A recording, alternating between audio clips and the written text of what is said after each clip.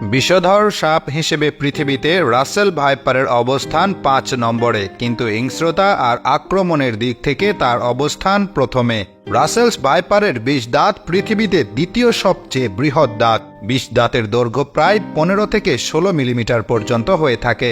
গায়ের রং এবং প্যাটার্নের মিল থাকায় অনেককেই বিষহীন বালুবোড়া সাপের সঙ্গে বিষাক্ত রাসেলস ভাইপারকে গুলিয়ে ফেলেন। এছাড়া অনেকে ছোট অজগর ভেবে ভুল করেন।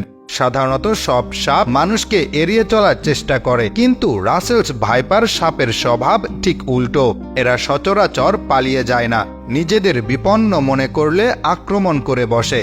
বিষধর সাপ হিসেবে পৃথিবীতে রাসেলস ভাইপারের অবস্থান পঞ্চম, কিন্তু হিংস্রতা আর আক্রমণের দিক থেকে এর অবস্থান প্রথম। আক্রমণের ক্ষেত্রে এই সাপ এত ক্ষিপ্র যে ১ সেকেন্ডের ১৬ ভাগের ১ ভাগ সময়ের ভেতরে কামড়ের সম্পূর্ণ প্রক্রিয়া সম্পন্ন করতে পারে।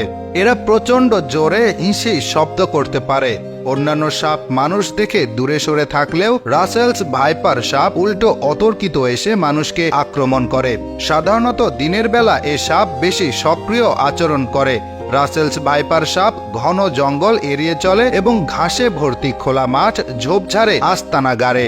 রাসেলস ভাইপার কামড় দেওয়ার পর দংশিত স্থানে প্রচণ্ড ব্যথা অনুভব হয় এবং ফুলে যায়। সেই সাথে ঘন্টা খানেকের মধ্যে এর আশেপাশের কিছু জায়গাও ফুলে যায়। এছাড়া সাপে কাটা অংশের বিষ ছড়িয়ে অঙ্গহানি, ক্রমাগত রক্তপাত, রক্ত জমাট বাঁধা, স্নায়ু বৈকল্য, চোখ ভারী হয়ে যাওয়া, পক্ষাঘাত, কিডনির ক্ষতি সহ বিভিন্ন রকম শারীরিক উপসর্গ দেখা যেতে পারে। চিকিৎসকের মতে গোখরো সাপের দংশনের গড় ৮ ঘন্টা পর, কেউটে সাপের দংশনের গড় ১৮ ঘন্টা পর ও চন্দ্রবোড়া বা রাসেলস ভাইপার সাপের দংশনের গড় ৭২ ঘন্টা বা ৩ দিন পর রোগীর ভবলীলা সাঙ্গ হতে পারে। বেশিরভাগ ক্ষেত্রে এই সময়সীমার মধ্যে অ্যান্টিভেনম প্রয়োগ করা জরুরি।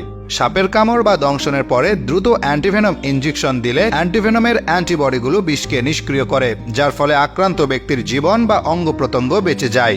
সাপের দংশনের শিকার হলে যুক্তরাজ্যের ন্যাশনাল হেলথ সার্ভিসের পরামর্শ অনুযায়ী যা করণীয় তা হল শান্ত থাকুন এবং অতি দ্রুত চিকিৎসার ব্যবস্থা করুন। শরীরের যে স্থানে সাপ কামড়েছে সেটি যতটা কম সম্ভব নড়াচড়া করুন। ঘড়ি বা অলংকার পরে থাকলে তা খুলে ফেলুন। কাপড়ের বাঁধ ঢিলে করুন, তবে খুলবেন না। কামড়ের স্থান থেকে চুষে বিষ বের করে আনার চেষ্টা করবেন না। কামড়ের স্থান আরও কেটে বা সেখান থেকে রক্তক্ষরণ করে বিষ বের করে আনার চেষ্টা করা যাবে না। বরফ, তাপ বা কোনো ধরনের রাসায়নিক কামড়ের স্থানে প্রয়োগ করা থেকে বিরত থাকতে হবে। আক্রান্ত ব্যক্তিকে একা ফেলে যাওয়া যাবে না। কামড়ের স্থানের গিটের কাছে শক্ত করে বাঁধা উচিত নয়।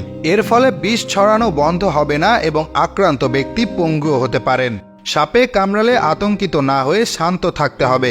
যে জায়গা কামড়েছে সেই জায়গা খুব বেশি নড়াচড়া করানো যাবে না।